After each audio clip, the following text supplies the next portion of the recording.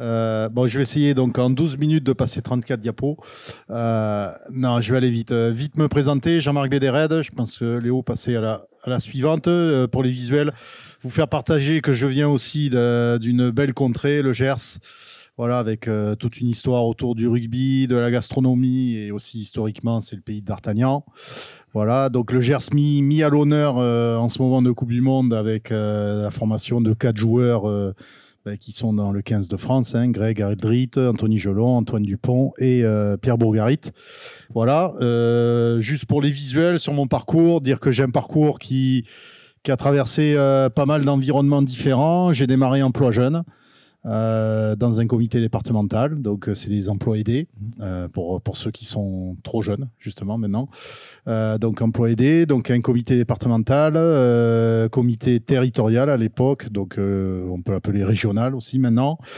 Donc dans mon parcours, joueur à Auch, et puis ensuite, quand j'ai eu le concours de professeur de sport, je suis monté à la direction régionale de Reims, et donc j'étais entraîneur-joueur à Épernay. Voilà, j'ai toujours entraîné et professionnellement assez rapidement. Donc j'ai intégré la fédération en 2002. J'ai assez vite entraîné les équipes de France jeunes. Donc vous voyez, avec un parcours d'entraîneur, de manager, moins de 18 ans, moins de 20 ans. J'ai eu la chance et le privilège d'entraîner avec le 15 de France aussi, donc de la période de 2016 à 2019, la Coupe du Monde au Japon. Voilà, sur ma formation, j'ai une formation universitaire STAPS, et je partage aussi ce qu'a dit Julien tout à l'heure, que dans ma formation aussi, une formation aussi sur la prépa mentale, mais en fait, c'est aussi au gré des expériences et des gens rencontrés que forcément, je me suis beaucoup enrichi et beaucoup formé aussi, même si c'est pas reconnu académiquement. Voilà, donc des environnements différents, des clubs, des comités départementaux, la fédération, des directions régionales, 2 directions régionales. Et donc, du coup, voilà, je me suis construit au travers de ce parcours-là. De la diapo suivante. Mes influences, je pense que on est tous influencés. Alors, évidemment, j'ai été aussi influencé au travers de tous les gens que j'ai pu croiser. Il y en a aussi dans cette salle. Hein. Voilà, Franck, Riyad, on dit Riyad, on dit pas, mais à l'époque c'était Doudou. Voilà, donc qui m'ont influencé aussi au travers de mon parcours. Et voilà, les personnes que vous voyez. Donc je sais pas si ça parle à tout le monde. On sait reconnaître Edgar Morin sur l'idée de la complexité. René Deleplace sur l'approche par rapport au rugby, voilà, donc sur l'idée d'un rapport d'opposition, sur l'idée d'incertitude qui rejoint aussi la notion de complexité. François Bigrel, c'était sur le modèle de performance. On va en reparler sur cette idée évidemment d'énaction, c'est-à-dire que la performance est quelque chose de non prédictible, d'unique, qui émerge dans un contexte et qui se reproduira jamais. Voilà, donc cette idée-là. Et ensuite, en bas, vous avez forcément Jacques Fouroux, que j'ai eu le bonheur de croiser depuis mes plus jeunes années à Auch. Voilà, qui était, je crois que la conférence est basée aussi sur le leadership. Là, si on peut parler de leader, c'est forcément quelqu'un qui dégageait énormément de choses, dans le positif, mais aussi qui pouvait dégager à l'inverse dans le négatif.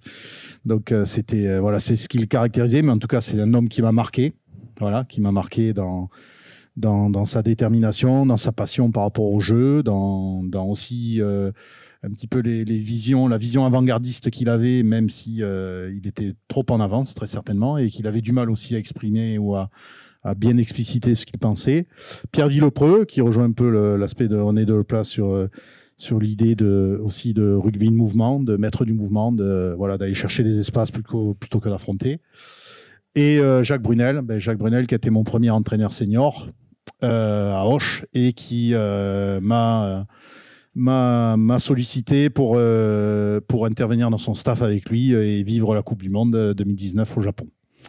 Voilà, vite passé, je vous pose je vous l'ai dit, il y a des personnes qui m'ont influencé. J'ai toujours travaillé sur l'idée de qu'est-ce que la performance en rugby, parce que forcément, on essaye de développer les joueurs, on essaye de développer... quand on est entraîneur, on essaye de développer les joueurs. Quand on est formateur, on essaye de développer les entraîneurs. C'est de dire qu'est-ce que c'est que la performance, parce que je vois mal comment on peut développer des compétences ou des secteurs si c'est pas clair pour nous. Donc je suis parti du modèle que Riyad et Michael Campo ont créé. Donc c'est une autre modélisation plus simple que ce que vous a montré tout à l'heure Riyad. Mais dans cette idée de dire que effectivement, ce qu'on place au milieu, c'est la confiance. Voilà.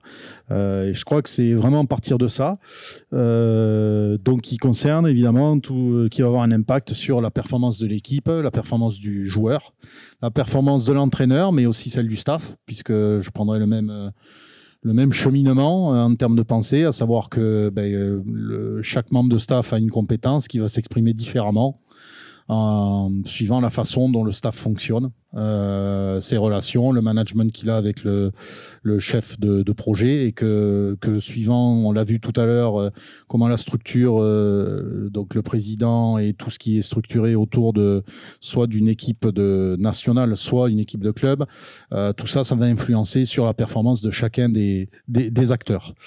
Voilà, donc je reste là-dessus. Dire que donc moi, je me situe plus sur l'approche d'une équipe nationale. Et je dirais, d'abord, c'est caractériser ce qu'est une équipe nationale.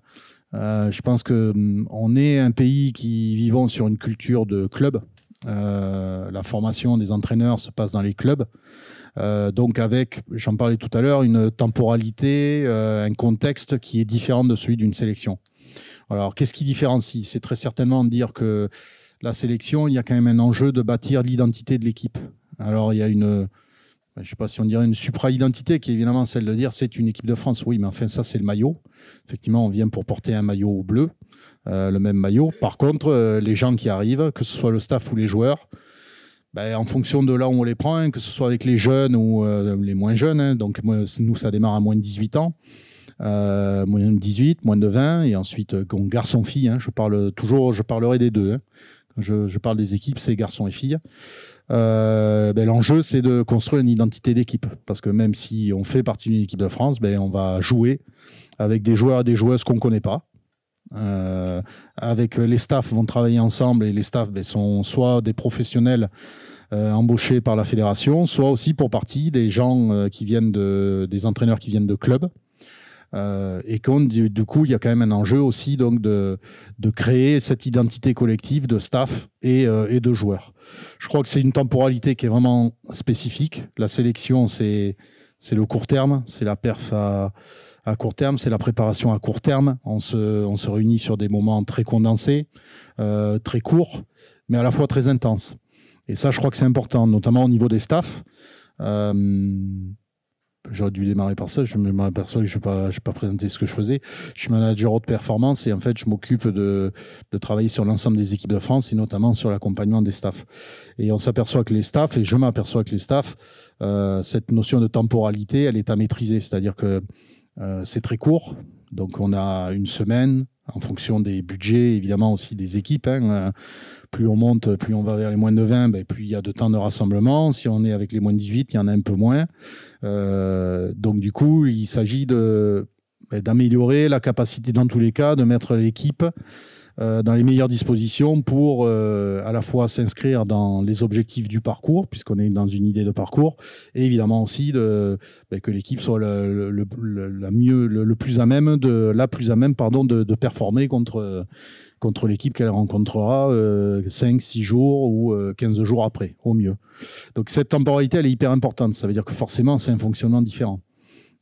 Sur l'idée de prioriser les objectifs, sur l'idée de lâcher prise aussi, de dire qu'en 15 jours, on ne peut pas tout refaire le rugby, on ne peut pas tout faire avec une équipe, et que donc du coup, il va falloir prioriser.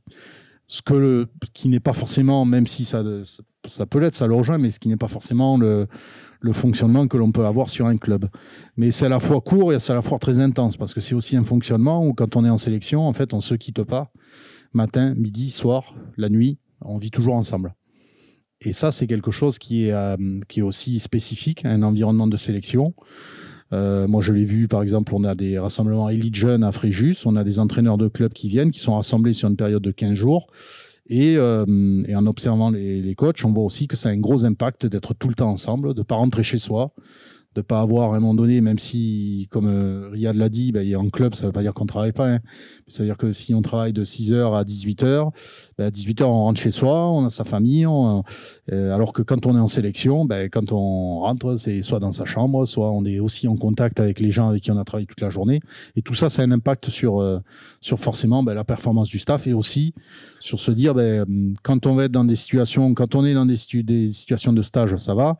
Quand on est dans des situations de compétition sous forte pression, est-ce qu'on va être capable de supporter ça et que ça va forcément avoir un impact sur la performance du staff. C'est aussi l'environnement d'une équipe nationale, c'est des infrastructures qui bougent sans arrêt. On a un centre national de rugby, Marc aussi, donc on s'y entraîne le plus possible. Par contre, quand on part sur des compétitions, on part à l'étranger ou en France, on va dans des lieux qu'on ne connaît pas. Voilà, qu'on ne connaît pas, donc des lieux d'entraînement différents, des lieux d'hébergement différents, donc pas une instabilité, mais en tout cas une mouvance de l'environnement qui, pour certains profils d'entraîneurs, peut être déstabilisant. Voilà. L'idée, évidemment, de la symbolique très forte. On est en équipe de France, le maillot représente quelque chose. On s'inscrit dans une histoire et on représente la nation, on représente le rugby français. Donc c'est quelque chose aussi qui crée en termes d'environnement, qui peut créer quelque chose qui peut stimuler, qui peut aussi stimuler fortement l'ego, donc inciter les gens à aller plus vers le jeu que vers le nous, et puis aussi qui peut déstabiliser parce que ça représente un enjeu de représenter l'équipe nationale. La diapo suivante. Voilà, donc l'idée, ça a été de travailler sur une dimension systémique au niveau de la fédération. Donc, c'est-à-dire d'envisager vraiment l'environnement de des équipes nationales, donc de tous les acteurs de la performance. Donc, il y a des acteurs qui sont plus ou moins éloignés du terrain. Évidemment, ceux qui produisent la performance sportive, c'est ceux qui, au moment du coup de sifflet, du coup d'envoi, sont sur le terrain et affrontent une équipe dans une compétition. Donc l'idée, ça va être de se dire, si on se rebase sur le modèle de performance, c'est de dire que tout ce qui impacte, d'essayer d'agréger tout le monde vers la même vision, dans le même projet pour qu'il y ait un alignement et que tout le monde soit aligné vers le même objectif. Donc pour ça, c'est cette dimension un peu conceptuelle, systémique. Ça demande du temps, ça passe par des échecs, ça passe par des conflits, ça passe par des adaptations au niveau de l'histoire de la fédération, et que tout ce qui se produit actuellement, où on a un peu un alignement des planètes, aussi bien, évidemment l'indicateur, on le voit sur le fonctionnement du 15 jusqu'à présent. Je dis bien jusqu'à présent et j'ose espérer que ce soit jusqu'à fin octobre. Mais où le 15 de France a été très performant, donc amène une dynamique. Mais au-delà de la dynamique des résultats, ça amène, c'est aussi sur le partage qu'il y a pu y avoir, avec notamment, on s'entraîne avec les partenaires moins de 20 ans. Donc tout ça crée une dynamique qui amène toute la fédération vers une coopération. Donc une commission haute performance qui est là pour incarner les choses et vraiment essayer de fédérer tout le monde, toutes les forces de la fédération, le service marketing, la communication, le médical, le support logistique.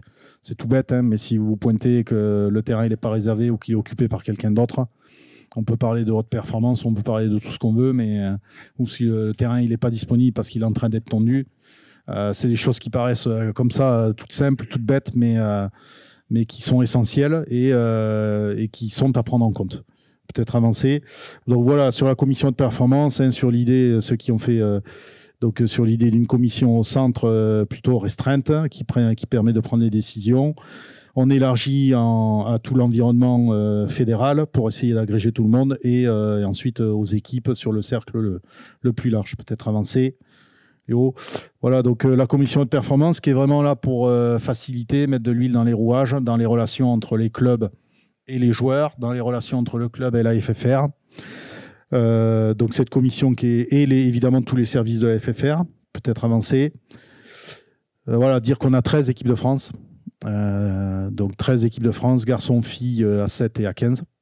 Voilà, et donc l'idée forcément c'est avec l'ambition, vas-y avance, oui, l'ambition affirmée de dire on est une grosse fédération historique, on a un grand nombre de licenciés, on n'a pas été champion du monde, on l'a encore jamais été, On n'a pas été encore champion olympique. Et donc l'idée, c'est forcément, en termes, on parlait d'ambition, d'avoir l'ambition de le devenir, en disant qu'on est quand même une grande nation. On le voit au travers des échanges qu'on peut avoir à l'étranger. C'est Didier qui disait souvent la phrase, en disant que les fédérations étrangères avaient cette idée de la France, un géant qui dort, quoi, un petit peu, quelque part. Donc cette idée d'avoir l'ambition de gagner les titres et de pérenniser les niveaux de performance. Vas-y. Voilà, donc forcément travailler sur comment on va dans le même sens. Je prends une image rugby, donc il y a 13 équipes de France.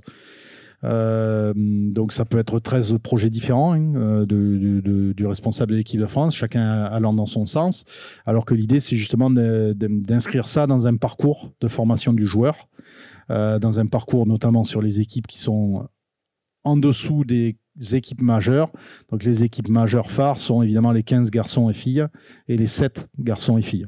Et l'idée étant, sur toute la filière, de former des joueurs et des joueuses qui soient susceptibles d'alimenter ces équipes-là. Donc ça veut dire dans une idée d'avoir des joueurs et des joueuses qui alimentent dans cette idée d'être championne du monde et champion olympique. Pour ça, on a changé un peu je ne sais pas si c'est le paradigme, mais en tout cas la façon de voir. C'est-à-dire autant avant, on raisonnait plutôt de structure à structure. Il y a le club, il y a la fédération. Le joueur sortait du club pour aller en sélection. Alors qu'en fait, on s'aperçoit que le joueur, je l'ai dit, on est une histoire de club, on est structuré autour des clubs. Le joueur passe 99% de son temps en club. Donc l'idée, ça a été plutôt de partir du joueur, donc des objectifs qu'on pouvait lui donner. Donc j'ai mes PPID, c'est un plan parcours de performance individuelle et de développement. L'idée, ça a été de partir du joueur et en le gardant dans son environnement, et par contre ce que je disais tout à l'heure, de faire que les gens qui sont autour, qui sont partie prenante de ces différents environnements, s'alignent sur les objectifs de développement qu'on poursuit par rapport à ce joueur. Donc ça donne forcément un suivi. Vous le savez, il y a une évolution du pôle France qui, à un moment donné, dans l'histoire de la fédération, était légitime parce que les clubs n'étaient pas encore structurés comme ils le sont actuellement, notamment avec des encadrements professionnels sur les catégories juniors. Ça n'existait pas. Donc, il y avait l'intérêt de réunir les meilleurs joueurs à Marcoussis. Chose qui a fortement évolué puisque les clubs se sont professionnalisés, puisque les compétences, elles sont énormément dans les clubs. Et donc, à ce titre-là, le pôle France, en fait, n'est plus devenu une structure permanente d'entraînement. Le pôle France est devenu une liste avec un certain nombre de joueurs que l'on suit et que l'on accompagne au sein des clubs. Voilà, donc ça, ce que je disais, c'était quand même la complexité pour un joueur qui, quand il vient, il y a plusieurs identités, avec plusieurs enjeux. Donc tout ce qui va être lié, il peut être joueur de la FFR, donc quand il vient, mais quand il arrive, il peut être aussi au sein de son club.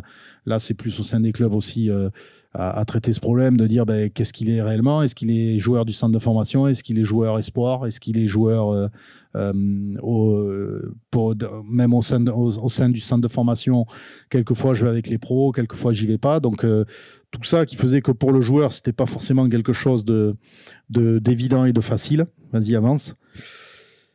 Voilà, donc c'est pourquoi on a travaillé sur un projet. Je vais essayer, je sais pas au niveau du temps, je pense que déjà je m'éparpille. Voilà, on a travaillé sur cette idée. Peut-être qu'il y aura des questions. Il y a un certain nombre de slides sur la notion de projet bleu, d'esprit bleu. Donc le projet bleu, tu peux le mettre. J'ai la diapo suivante. C'est l'idée de bâtir un parcours qui doit nous amener vers performer pour les garçons, pour les filles. Alors, c'est pas genré, si vous voulez, vous mettez les garçons du côté rouge et les filles du côté bleu. Enfin, peu importe, c'est de dire, dans tous les cas, on prend les aspects pour évidemment le rugby féminin et le rugby masculin. Donc, d'avoir des étapes d'un parcours qui nous amène vers le sommet. Vas-y, avance. Voilà. Et donc, de réfléchir cette dimension de projet bleu, c'est quelque chose qui a émergé à la fédération depuis 2010. Où voilà, on s'est posé la question de qu'est-ce qui pouvait d'abord chez les équipes de France jeunes, puisque la DTN à l'époque on était plus organisé comme ça avec une DTN et avec la FFR, Maintenant, on ne parle plus de DTN, on parle de direction sportive avec un mix des gens, des statuts, donc avec des élus et avec des cadres d'État, puisque moi je suis cadre d'État.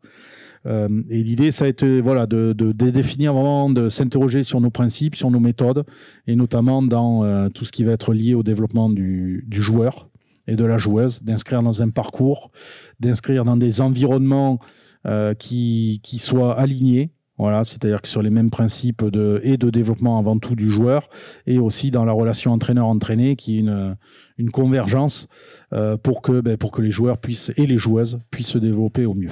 Voilà, je vais arrêter là et peut-être ensuite il y aura des questions. Merci.